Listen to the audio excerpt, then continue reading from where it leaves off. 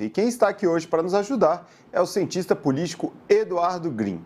Boa tarde, professor. Muito obrigado por nos atender. Boa tarde, sempre um prazer estar com vocês.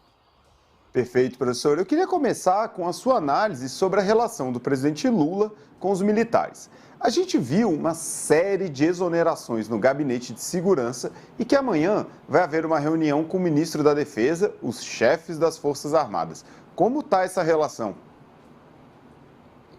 Bom, essa relação ela se encontra talvez num dos patamares de maior desconfiança mútua na história mais recente da nossa democracia e não sem razão, porque há fortes evidências de que militares não apenas deixaram de cumprir seu dever funcional como servidores públicos do Estado brasileiro e não de um governo, bem como também há militares e familiares de militares que participaram das manifestações não apenas do dia 8 de janeiro, como também ao longo dos últimos 2 meses, e vários deles acampados naquele espaço na frente do Exército. É sempre bom lembrar que aquilo é uma área de segurança nacional e se, por exemplo, movimento sem terra, movimento estudantil lá estivesse acampado, certamente teria sido expulso na base da força. Então, nesse sentido, o papel constitucional que as Forças Armadas deveriam estar cumprindo está longe de ser a realidade.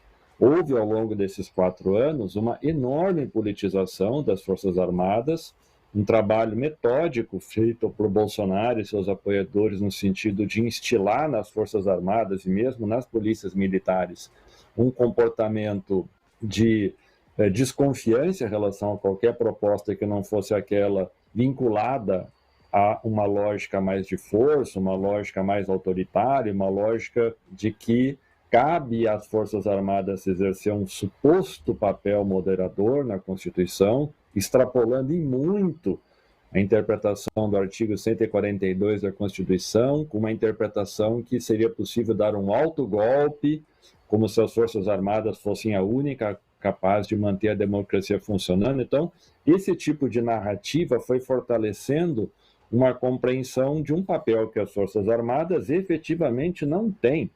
As Forças Armadas são uma instituição de Estado que obedece a um poder civil democraticamente eleito. Mas para colocar as coisas nos eixos novamente, isso vai levar um tempo.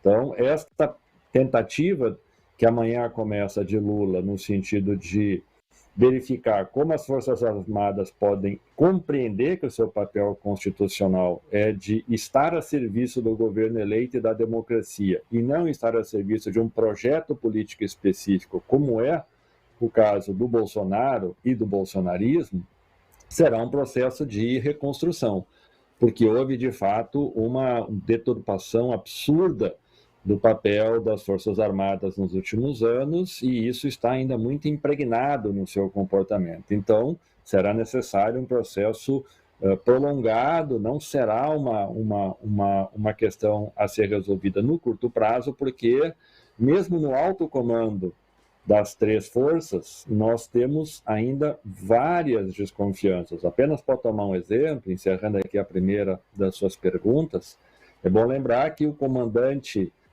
da Marinha, por exemplo, negou-se a fazer a transmissão de posse para o novo ministro, para o novo chefe da Marinha, agora já no governo Lula, ou seja, isso tem nome, isso chama-se insubordinação.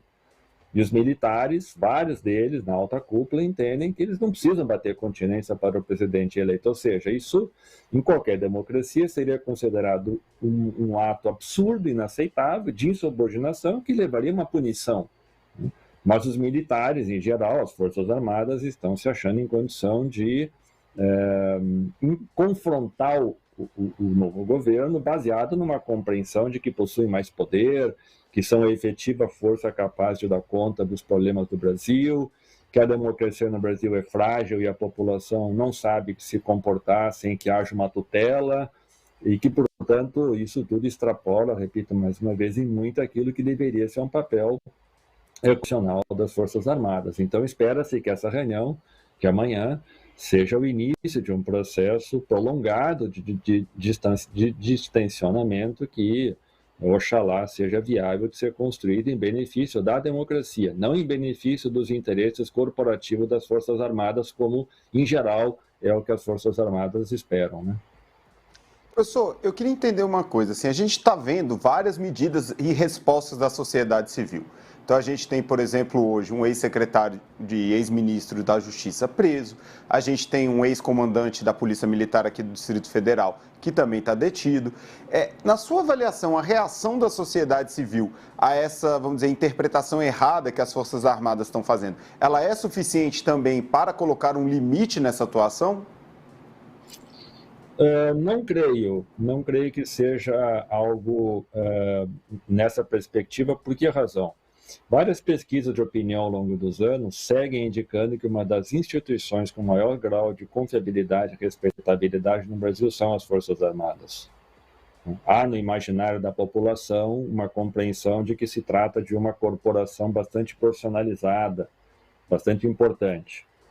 Então, acho que isso não sensibilizará as Forças Armadas nessa perspectiva. Pelo contrário, mantida esse suporte da população, é muito provável que as Forças Armadas sigam apostando que o seu papel é mais relevante do que aqueles que na realidade o é.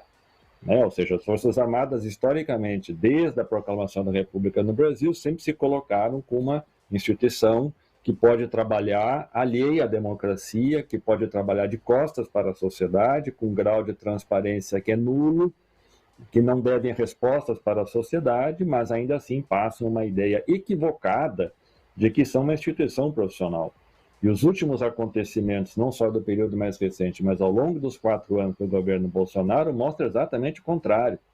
O grau de profissionalismo das Forças Armadas ele é muito baixo e vai ser preciso um processo muito profundo para que elas compreendam qual é o seu papel numa democracia. Perfeito. Agora, falando aqui sobre a segurança do Distrito Federal, ontem o ministro da Justiça, Flávio Dino, disse em entrevista ao nosso colunista Guilherme Amado que será a favor de federalizar pelo menos parte dessa segurança. Como o senhor analisa essa possibilidade de movimento por parte do governo federal? Bem, eu acho que esse é um movimento que faz parte de um debate mais amplo. Qual é a autonomia do Distrito Federal? Como capital da República. Essa é uma situação similar em outras federações, existe também nos Estados Unidos, por exemplo, que é o caso de Washington. Distritos federais também têm características similares, no caso mexicano, que é a cidade do México, também na Alemanha, e particularmente nos Estados Unidos, a polícia que protege os poderes institucionalizados, ela é federal.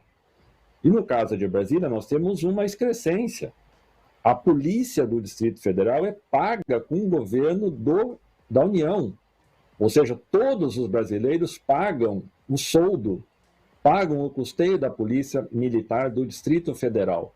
E a Polícia Militar do Distrito Federal claramente prevaricou nas suas funções de proteção, que é o que lhe deve, não só dos palácios, mas da segurança da cidade, permitindo aquele ato de vandalismo, de terrorismo que aconteceu no dia 8. Então, esse debate sobre a autonomia do Distrito Federal, e ainda por cima com o recurso que vem da União, recoloca a necessidade de que talvez parte da segurança da capital deva ser federalizada, já que se trata de uma capital federal. E o arranjo que existiu até agora demonstrou-se falho.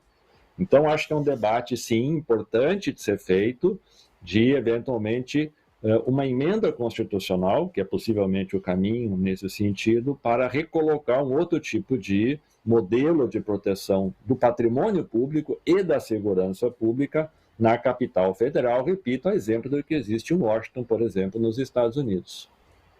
Bom, agradeço muito o professor Eduardo Green, cientista político, trazendo para a gente toda essa análise. Muito obrigado, professor.